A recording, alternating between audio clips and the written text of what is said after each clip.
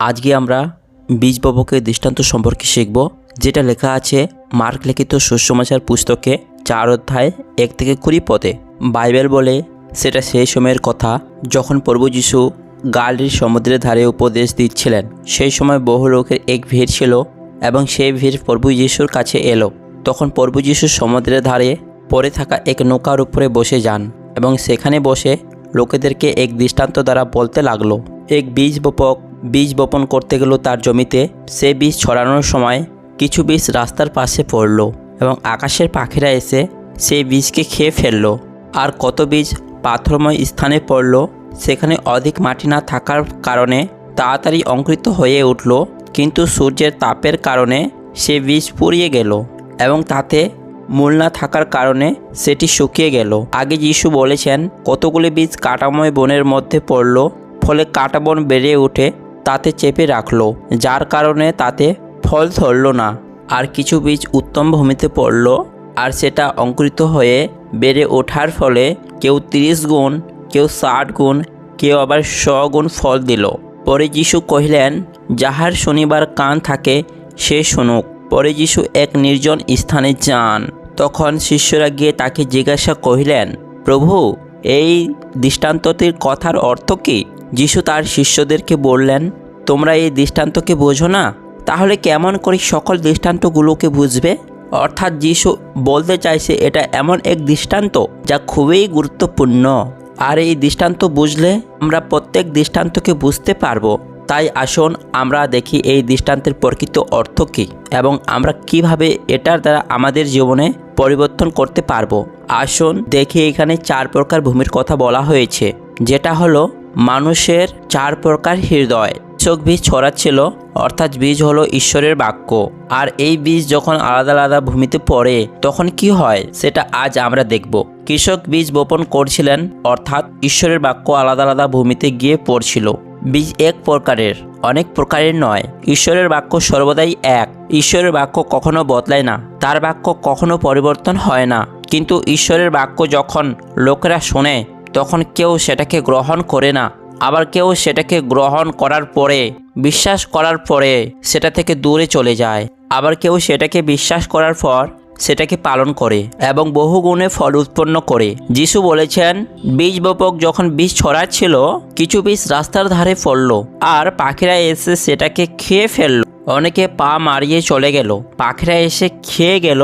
কিন্তু এর অর্থ কি? যিশু বলেছেন, পথের পাশে তাহারা এমন লোক যাদের মধ্যে বাক্য বীজ বোনা যায়, আর যখন তাহারা শোনে তৎক্ষণাৎ শয়তান আসিয়া তাহাদের মধ্যে যাহা বপন করা হয়েছিল সেই বাক্য হরণ করিয়া লইয়া যায়।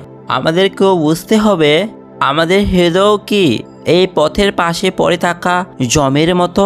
এর অর্থ হলো, আপনি যে ঈশ্বরের বাক্য শোনেন, ঈশ্বরের বাক্য পড়েন, সেটিকে কি আপনি মনে রাখেন? যদি আপনি মনে রাখেন, তাহলে কিভাবে সেই আজ্ঞা অনুযায়ী নিজের জীবন থেকে চলে যায়? আমরা ঈশ্বরের বাক্যকে ভুলে যাই। আমরা ঈশ্বরের বাক্যকে নিজেদের জীবনে অ্যাপ্লাই করি না, সেটাকে পালন করি না আমাদের জীবনে। আমাদের মনে হয় আমরা ঈশ্বরের বাক্যকে ভুলে যাই, কিন্তু এটাও সম্পূর্ণ সত্য নয়। কারণ শয়তান আমাদের জীবন থেকে ঈশ্বরের বাক্যকে চুরি করে নিয়ে যায়, যার ফলে শয়তান আমাদের জীবন থেকে ঈশ্বরের বাক্যকে চুরি করে নিয়ে যায়। বাইবেল বলে শয়তান চোর, সেই চুরি করতে, হত্যা করতে এবং নষ্ট করতে আসে। চোর যখন কারো বাড়িতে ঢোকে, সে তখন সব থেকে মূল্যবান জিনিসকে নিয়ে যায়। শয়তানও ঠিক আমাদের জীবনের সব থেকে মূল্যবান জিনিস কি তা বুঝে সেটাকেই চুরি করে নিয়ে যায়। তা হলো ঈশ্বরের বাক্য। আমরা বেশিরভাগ মনে করি আমাদের জীবনে সব থেকে জরুরি জিনিস হলো টাকা পয়সা, সোনা চাঁদি, ধন সম্পদ। সেগুলি না, সব থেকে জরুরি জিনিস হলো আমাদের জীবনে ঈশ্বরের বাক্য। তাই শয়তান জানেন যে আমাদের জীবনে সব থেকে জরুরি জিনিস কোনটা। ঈশ্বরের বাক্য সব থেকে মূল্যবান। সে চায় আমরা যেন ঈশ্বরের বাক্য থেকে দূরে থাকি, ঈশ্বরের বাক্য অনুসারে যেন আমাদের জীবনে না চলি। সেই জন্য আমাদেরকে প্রত্যেককেই প্রতিদিন ঈশ্বরের বাক্যকে পড়তে হবে এবং সেই বিষয়ে ভাবতে হবে, ঈশ্বরের বাক্যকে আমার জীবনে আমি কিভাবে অ্যাপ্লাই করব। আমি কিভাবে ঈশ্বরের বাক্য অনুসারে চলব এবং সেই বাক্য পালন করব। আমরা যখন এই বিষয়ে ভাবি তখন পবিত্র আত্মা আমাদেরকে সাহায্য করে ঈশ্বরের বাক্যকে বুঝতে এবং সেই অনুযায়ী চলতে। যদি আপনার এখন মনে হচ্ছে আপনার হৃদয় কঠিন হয়ে গেছে, তাহলে আমি আপনার সামনে একটা বাক্য রাখব। হেজকিয়েল 36 অধ্যায় 26 পদে সেখানে লেখা রয়েছে, আর আমি তোমাদিগকে নতুন হৃদয় দেব ও তোমাদের অন্তরে নতুন আত্মাকে স্থাপন করব। আমি তোমাদের মাংস হইতে প্রসন্নময় হৃদয় দূর করব ও তোমাদিগকে মাংসময় হৃদয় দেব। আমাদেরও এক নরম হৃদয় চাই, যা ঈশ্বরের বাক্য অনুসারে গ্রহণ করতে সাহায্য করে। আমাদেরকে প্রার্থনা করতে হবে যে আমাদের হৃদয় কঠিন হয়ে গেছে, প্রভু আপনি আমার হৃদয় নরম কোমল করে দাও। প্রভু তাহলে তিনি আপনাকে সেটা দেবেন। যিশু আবার তৃতীয় ভূমির কথা বলেছেন, কিছু বীজ পড়ল পাথরময় জমিতে, যেখানে যথেষ্ট মাটি ছিল না। তা দ্রুত অঙ্কুরিত হলো, যেহেতু মাটিবিহীন, কিন্তু সূর্য উঠিলে পর চারাগুলি ঝলসে গেল এবং শিকড় না থাকাতে সেগুলি শুকিয়ে গেল। সামান্য মাটি থাকার জন্য গাছ তো বেড়েছে, কিন্তু মাটি বেশি না থাকার জন্য চারাগুলি সূর্যের আলোতে শুকিয়ে গেল। এর অর্থ ব্যাখ্যা করতে গিয়ে যিশু বলেছেন, পাথরের জমিতে বপন করা বলতে তাদেরকে বোঝানো যায় ঈশ্বরের বাক্য শোনার সঙ্গে সঙ্গে আনন্দের সঙ্গে গ্রহণ করে, কিন্তু তাদের অন্তরে মূল থাকে না, তাই তা ক্ষণস্থায়ী। ঈশ্বরের এই বাক্যের জন্য তাদের জীবনে দুঃখ নির্যাতন এলে তৎক্ষণাৎ পতন হয়, যেটা লেখা আছে মার্ক লিখিত 4 অধ্যায় 16 থেকে 17 পদে। অর্থাৎ এইসব লোকেরা বিশ্বাসে স্থির নয়। যখন আমরা ঈশ্বরের কাছে আসি, হতে পারে আশ্চর্য কাজের জন্য বা সুস্থ হবার জন্য, কিংবা আমাদের জীবনে কঠিন পরিস্থিতির জন্য, আমরা প্রার্থনার জন্য ঈশ্বরের কাছে এসেছি বা যিশুকে বিশ্বাস করেছি, কিন্তু সেটা আমাদের জীবনে বিশ্বাসের আধার, বিশ্বাসের ভিত্তি হতে পারে না।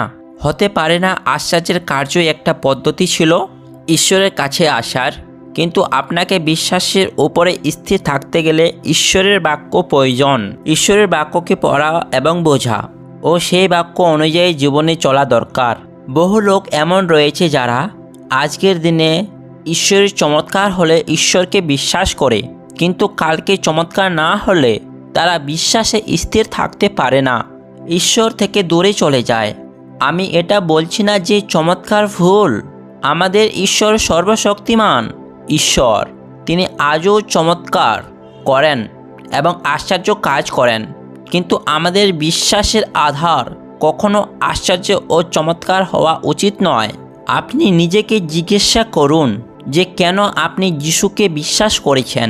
আপনি এই জন্য যিশুকে বিশ্বাস করেছেন যে যিশু আপনাকে আশীর্বাদ করবে, অনেক রোগ থেকে সুস্থ করে দেবে, আপনাকে অনেক অর্থ দেবে, গাড়ি দেবে, বাড়ি দেবে, নাকি আপনি এই জন্য যিশুকে বিশ্বাস করেছেন যে আপনি যেন জেনে গেছেন সত্য ঈশ্বরকে? যিশু আপনার পাপের ক্ষমা দেবে, সে আপনাকে নতুন জীবন দেবে, সে আপনার ঈশ্বর, সেই জন্য আপনি যিশুকে বিশ্বাস করেছেন। যদি আপনি চমৎকার কার্যের জন্য, আশ্চর্যের কাজের জন্য যিশুকে বিশ্বাস করেছেন, তাহলে আপনার হৃদয়ও সে পাথরময় জমের মতো।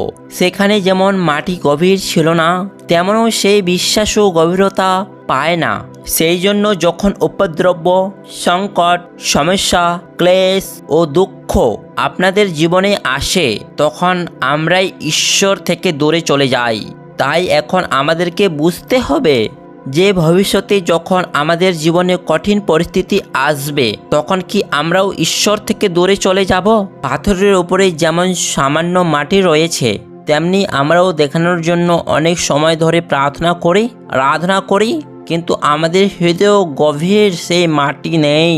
অর্থাৎ আমাদের হৃদয়ে গভীরে লুকিয়ে থাকা পাপ রয়েছে। দানিয়েল এইভাবে প্রার্থনা করে, হে প্রভু, আমার লুকিয়ে থাকা পাপ থেকে আপনি আমাকে উদ্ধার করেন।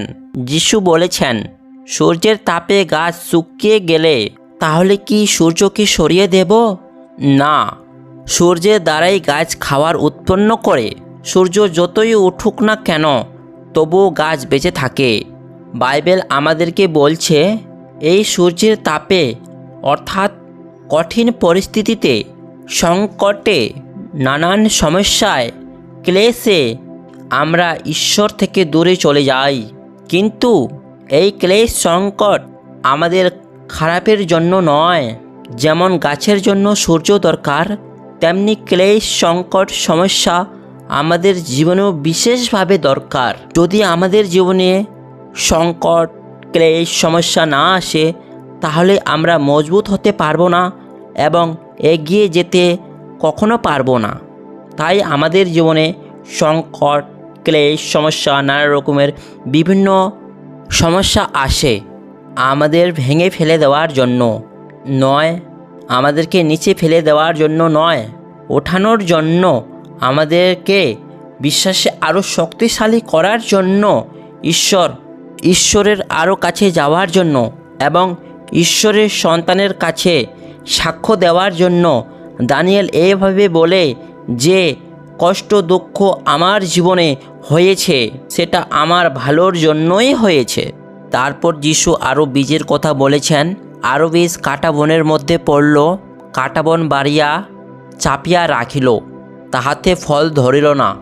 এর অর্থ ব্যাখ্যা করতে গিয়ে যিশু বলেছেন, আর অন্য যাহারা কাটা বনের মধ্যে উত্তপ্ত তাহারা এমন লোক যাহারা বাক্যটা শুনিয়াছে কিন্তু সংসারের চিন্তায়, ধনের মায়ায় ও অন্যান্য বিষয়ে অভিলাষায় ভিতরে গিয়া এই বাক্য চাপিয়া রাখে, তাহাতে তাহা ফলহীন হয়।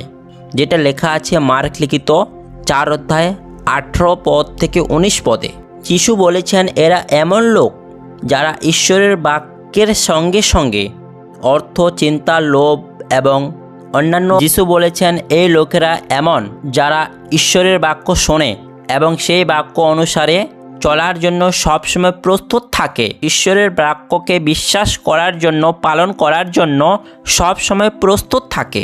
আপনার হৃদয়েও কি প্রস্তুত ঈশ্বরের বাক্যকে গ্রহণ করার জন্য এবং পালন করার জন্য? হৃদয় প্রস্তুত করা বা এক উত্তম ভূমি প্রস্তুত করা এক কঠিন প্রক্রিয়া। সেই জন্য আপনাকে সময় দিতে হবে ঈশ্বরকে, তার বাক্যকে পড়তে হবে, প্রার্থনা করতে হবে, পালন করতে হবে, আরাধনা করতে হবে ঈশ্বরের কাছে। ঈশ্বর চায় যেন আমাদের জীবন থেকে ফল অনেক অনেক উৎপন্ন হয়, যাতে পিতার মহিমা আমাদের জীবনের দ্বারায় প্রকাশ পায়।